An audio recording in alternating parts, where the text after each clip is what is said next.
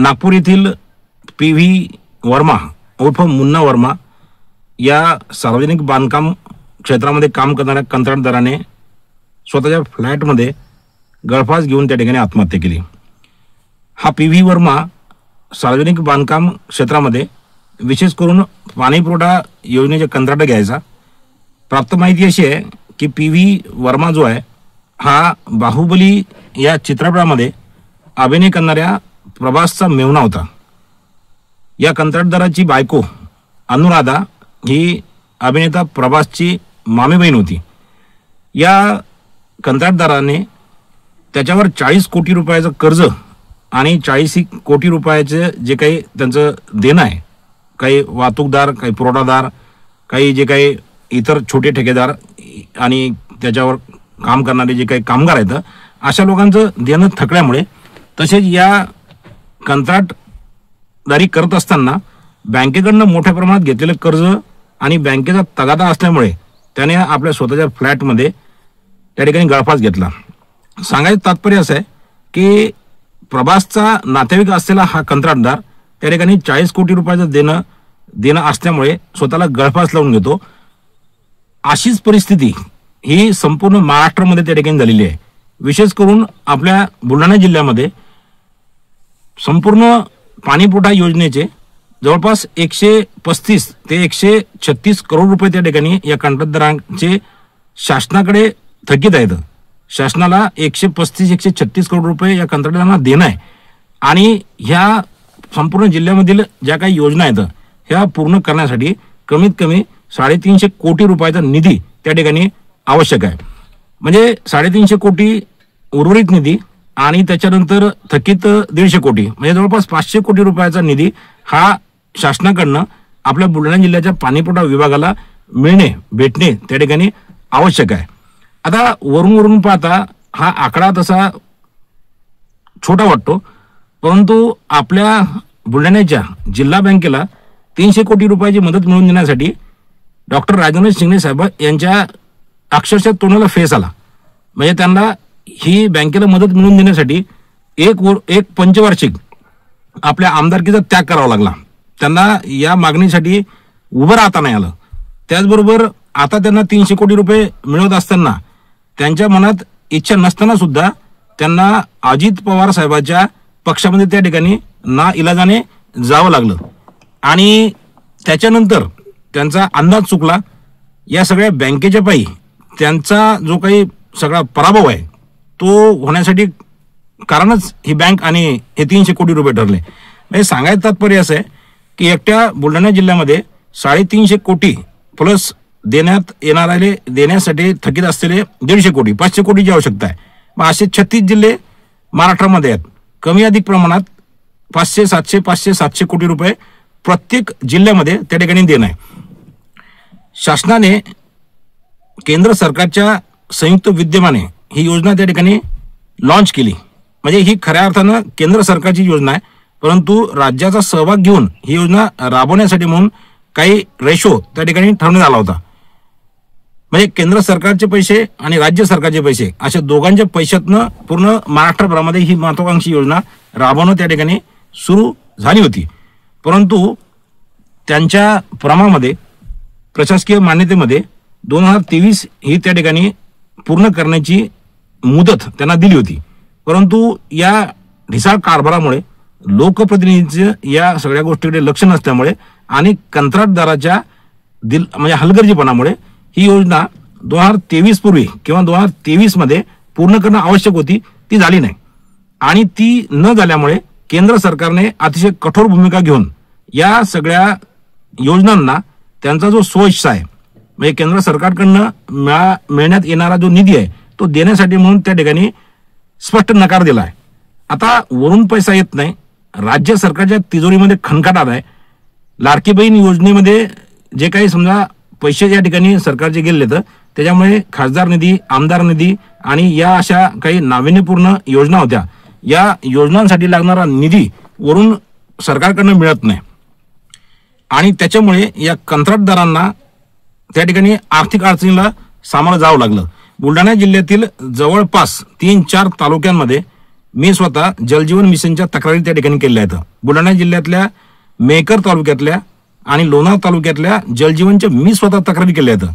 परंतु या सगळ्या तक्रारीच्या अंती शेवटी ज्यावेळेला वरिष्ठ अधिकाऱ्यांसोबत माझी चर्चा झाली आणि प्रत्यक्ष वस्तुस्थिती मी पाहिली, तर शासनाकडनंच या कंत्राटदारांना पैसे मिळत नाहीत, तर हे कंत्राटदार करतील काय? मी काही कंत्राटदारांना सुद्धा भेटलो. त्यांनी त्यांची व्यथा मला सांगितले की तुम्ही या तक्रारी करता, मान्य आहे, तुमची अपेक्षा आहे की प्रत्येक गावामध्ये हे जे काही अर्धवट झालेल्या योजना आहेत या पूर्ण व्हायला पाहिजेत आणि सर्वसामान्य माणसाला त्या ठिकाणी स्वच्छ आणि जे काही पाणी आहे योजनेप्रमाणे नळपोच घरपोच पाणी त्या ठिकाणी मिळालं पाहिजे, ही तुमची अपेक्षा प्रामाणिक आहे. परंतु आम्हाला वरूनच पैसे मिळत नाही, आम्ही काय करणार? आणि ही गोष्ट त्या ठिकाणी खरी आहे. कंत्राटदारांना वरून पाणीपुरवठा योजनेतनं किंवा पाणीपुरवठा विभागाकडनं पैसे मिळत नाहीत. त्यामुळे या लोकांचे हात त्या ठिकाणी टेकलेले आहेत. बरं असो, आपल्या नशिबानं म्हणा की सुदैवानं जे काही केंद्रामध्ये जलशक्ती मंत्रालय, या जलशक्ती मंत्रालयाचे जे कॅबिनेट मंत्री आहेत CR पाटील, ते आपल्या महाराष्ट्राचे आहेत.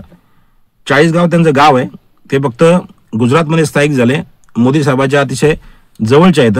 आता खुद्द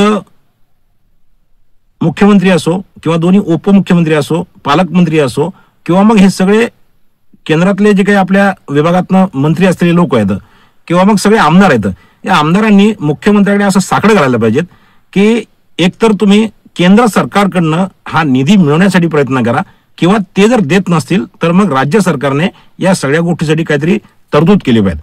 कारण याच्यामध्ये भीषण परिस्थिती अशी आहे, या कंत्राटदाराचं एक वेळेस बाजूला ठेवा, परंतु प्रत्येक गावामध्ये ज्या काही टाक्या त्या ठिकाणी अर्धवट बांधून ठेवल्या आहेत, लोकांच्या शेतामधनं त्या ठिकाणी पाईपलाईन केलेली आहे आणि ह्या सगळ्या योजनेसाठी लागलेले जे काही प्युरिफिकेशन प्लांट आहेत, ज्याला आपण जल शुद्धीकरण प्रकल्प म्हणतो, ते अर्धवट झाले आहेत. या सगळ्या गोष्टीमुळे ग्रामपंचायतच्या अखत्यारीत असलेली E क्लास F क्लास ही जमीन त्या ठिकाणी अडून राहिलेली आहे आणि लोकांना दररोज सकाळी उठल्यानंतर तर संध्याकाळी झोपेपर्यंत हे जे काही असे अवशेष आहेत त्या टाक्यांचे किंवा मग या सगळ्या बाकीच्या सगळ्या गोष्टीचे, त्याच्यावरनं असं वाटतंय किंवा लोकप्रतिनिधी आहेत, मग स्थानिक आमदार असो आणि खासदार असो किंवा मग आणखी काही विरोधी पक्षातले काही लोक असो, या लोकांचा आपल्या गावाकडे त्या ठिकाणी पाहिजे तसं आपल्याकडे लक्ष नाही. किंवा हे जे कंत्राटदार आहेत, विशेष करून बुलढाणा जिल्ह्यामध्ये जेवढे काही कंत्राटदार आहेत हे सत्ताधारी लोकांच्या जवळचे लोक आहेत. त्यामुळे लोकांची एक अशी भावना झालेली आहे की सत्ताधारी लोकांच्या जवळचे हे कंत्राटदार असल्यामुळे यांनी काय केलं की ह्या योजना पूर्ण न करता हे बिलं काढून घेतलेले आहेत, याच्यामध्ये भ्रष्टाचार केलेला आहे. आणि साहजिकच आहे की हे भ्रष्टाचार करत असताना वरचे जे काही लोक आहेत, आमदार आणि खासदार, या लोकांपर्यंत याचा हिस्सा पोहोचत असेल असं मनोमनी या लोकांचं झालं.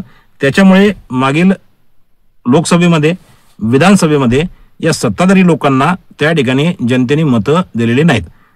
मी तर असं म्हणेल की डॉक्टर राजेंद्र शिंगणे असो किंवा मग डॉक्टर संजय रायमुळकर असो, हे दोन डॉक्टर जे काही पराभूत झाले, यांच्या पराभवाला जलजीवन मिशन हे प्रामुख्याने जबाबदार आहे. कारण लोकांना असं वाटते किंवा हे जे ठेकेदार आहेत हे सगळे या आमदार खासदाराच्या जवळचे आहेत आणि ज्या अर्थी या योजना पूर्ण झाल्या नाहीत त्या अर्थी या सगळ्या योजनांमध्ये त्या ठिकाणी भ्रष्टाचार झालेला आहे.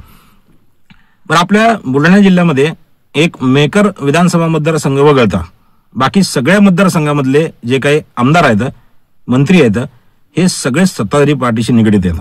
मग काही BJP वाले आहेत, काही राष्ट्रवादीवाले आहेत आणि काही त्या ठिकाणी शिंदे गट शिवसेनेचे आहेत.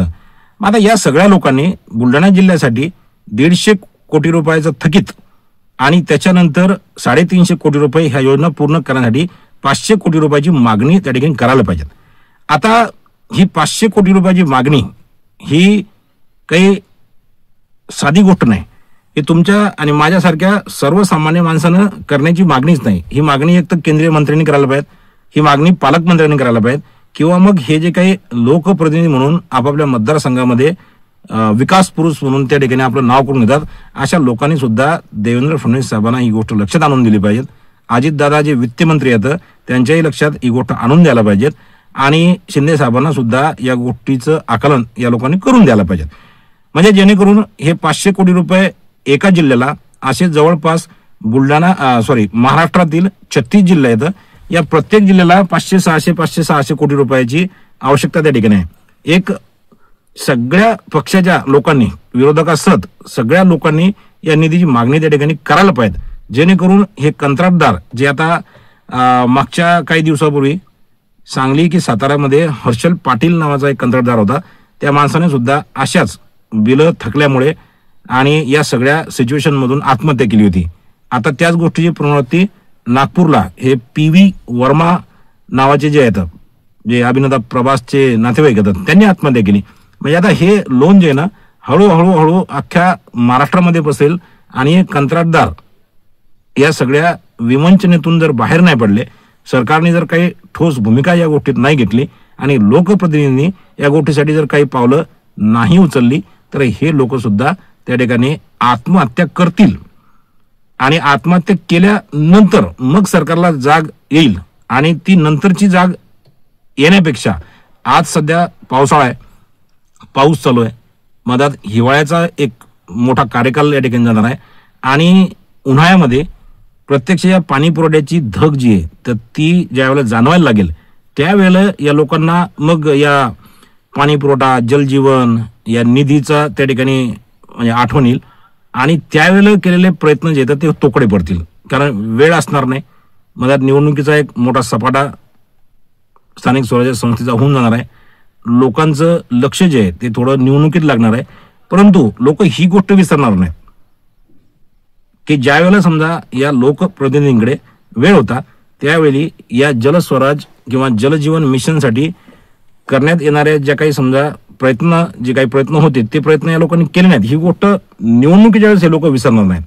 कारण मी तर स्पष्ट म्हणले की सत्ताधारी लोकांना मतं कमी पडण्याचं कारण जलजीवन मिशन आहे.